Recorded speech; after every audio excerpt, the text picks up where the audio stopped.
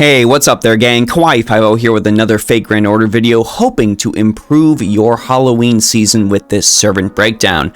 Today we're going to be talking about the servant everyone is guaranteed to get from this new Halloween event.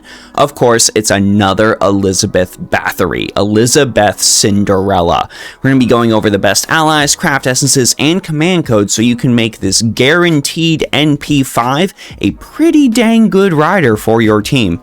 Hopefully this video ends up helping you out, and if it does, be sure to go ahead, like, and subscribe, because that really helps me out. This latest incarnation of Liz comes equipped with 1 quick, 2 arts, and 2 buster cards with a single target buster noble phantasm. That's right, we've got a boss-slaying rider in our midst. Her stats, as you can see, are fairly average, nothing really crazy here to write home about. Her NP per hit is alright. She's got capabilities to potentially loop with a double Koyanskaya setup, but most importantly is her star absorption. As a rider, she's got a 205 on that star absorption, so you're going to see the vast majority of critical stars go to your Liz, and we're going to try our best to play into that as much as possible. Liz's first skill is Snow White Princess, rank B. This gives her 3 instances of invincibility, increases her NP gain by 20 to 30%, and also comes at the cost of her poisoning herself, just like that poison apple from the Snow White fairy tale. We are going to go ahead and max this skill last, solely because not a lot of benefits really come from leveling this up first. You're going to get the increased NP gain, but odds are you're going to be using this to give Liz some invincibility, and you don't really need any investment in this to be able to accomplish that. Liz's second skill is Red Hood Slicer, rank A, increasing her buster card effectiveness by 20 to 30% and applying a special attack bonus of 30 to 50% against wild beasts, as she takes on the role of both Red Riding Hood and the Huntsman to slay the big bad wolf. This does of course come at the cost of reducing her defense by 10% for 3 turns, which I imagine comes from the fact that, you know, Red Riding Hood is eaten by the big bad wolf. So that actually tends to make a lot of sense thematically. We're going to go ahead and max this skill second so we can get our Liz a little bit more of a bonus on those buster cards. However, her last skill is even more important.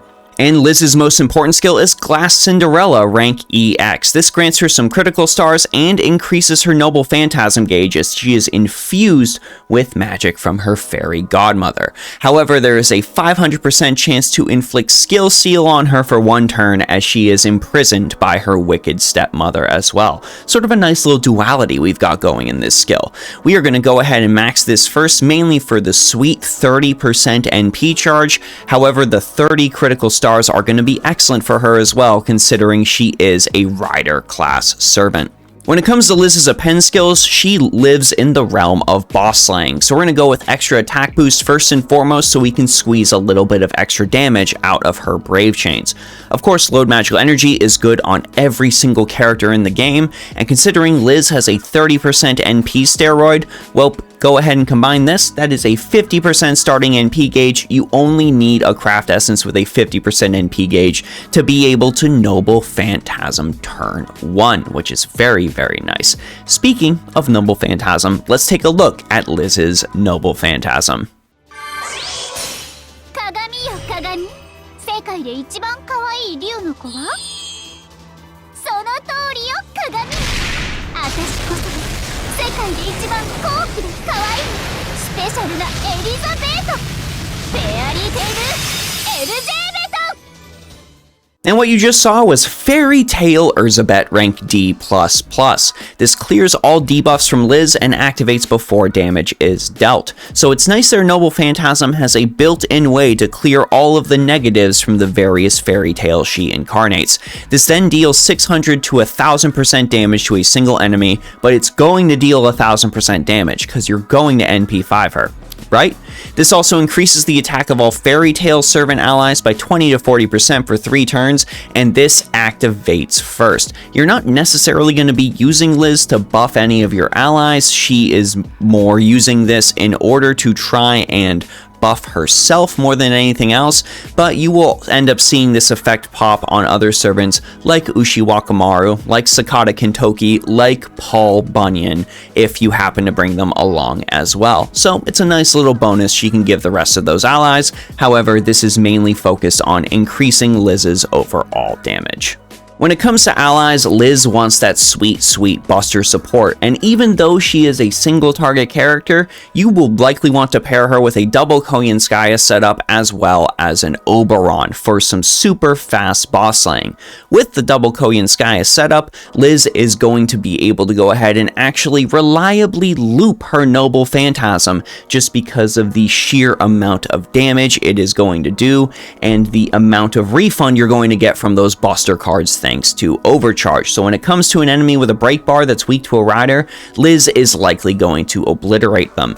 Having an Oberon in the third slot as well will likely lead to Liz completely destroying anything with 3 break bars or fewer. Just make sure you have something in the backup if the enemy has more break bars, because after that third round, Liz is going to be useless. Though you might want to plan stuff out if you're fighting enemies with 4 break bars. Make sure you have someone good in reserve. You can also, of course, pair her with a Merlin if you don't have the Koyanskayas. Merlin is great for any sort of boss encounter. Let's talk craft essences next. When it comes to looping, go ahead and give Liz an aerial drive. Once you invest enough into her, she's going to be able to reliably loop her single target Noble Phantasm, thanks to this incredible craft essence, which you have another chance to get in this current Halloween event. So make sure you go ahead and grab another copy, or max limit break your current copy if you were unable to do so previously. I would also like to recommend Holy Night Supper as an excellent freebie option for Liz. This one's a little older, but still remains relevant, granting 50% starting MP gauge, 15% crit damage, which is great for a rider, and an additional boost to Liz's Noble Phantasm damage. Let's talk about some premium options next, of course. Starry Nights remains a fantastic pick on Liz if you happen to have this max limit broken from all the copies you pulled. 50% starting MP gauge, 15% critical strength, and 15% buster card effectiveness. Plus, all of those stats are put solely into attack, so your Liz is going to see a pretty fantastic attack boost from this.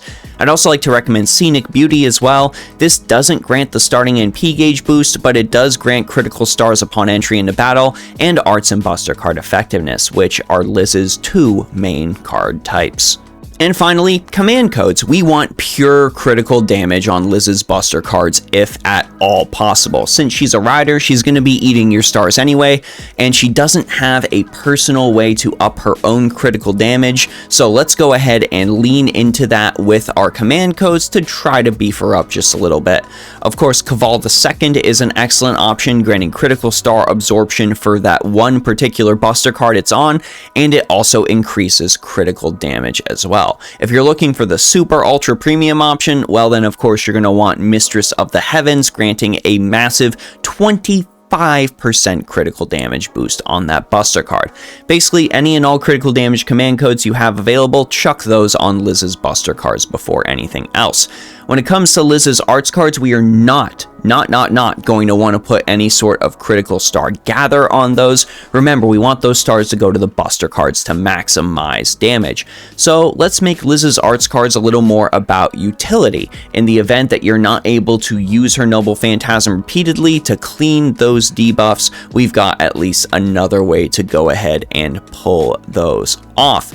But we don't want to just necessarily lean into only debuff cleanse, because Liz's Noble Phantasm does that. So let's go ahead and look at things that are also going to grant Liz a little bit of a bonus. The Nautilus that conquers 20,000 leagues can be great because it grants 2 critical stars and removes the latest defensive debuff. This can be very, very helpful if Liz's Noble Phantasm's on cooldown and she's got a Buster card down on her. You can also give her Cosmos Voyager's License. This is another 2 critical stars and removes an ailment debuff as well. These can be excellent picks to help Liz keep debuffs off of her, even in the event she does not have her Noble Phantasm charged. And finally, when it comes to the quick card, we of course want as much star generation as possible on this card, so something like Code Glitter is going to be what you want. Overall, gang, Liz is a really good rider and an excellent addition to your team. She is just a solid pick when it comes to a single target fighting servant. She's got a way to protect herself, she's got a way to increase her Buster cards,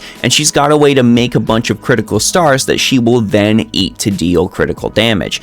The NP5, of course, is no slouch, and having an ability to increase her attack beyond that means that your Liz is actually going to hit enemies fairly hard. Honestly, when it comes to all of the Liz's released, this might honestly be the best one. At least it's up there with Mecha Ellie-chan in terms of freebie Liz's that we have received. So she is absolutely worth playing through the event for. Make sure you get your maxed out Cinderella Liz, and you will have a very potent rider to help you in any sort of boss content. But of course, I want to know what you all think, so let me know your thoughts on this version of Liz down in the comment section below.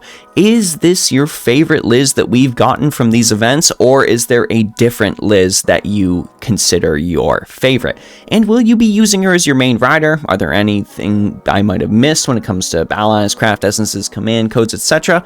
I do want to know, so go ahead and let me know. As you head down into the comments section, be sure to check out the Discord, Patreon, and Ko-fi. Huge thanks to everyone on those platforms for all of their support, and of course a massive thanks to all of you on YouTube as well for your continued support. I really do appreciate it. I try to read every single comment that comes my way, and even if I can't reply, your comments do honestly make me smile. Thank you very much. Anyways, gang, that's it for me, Kawaii50. I hope you all have a phenomenal day, and I will see you all in the next one.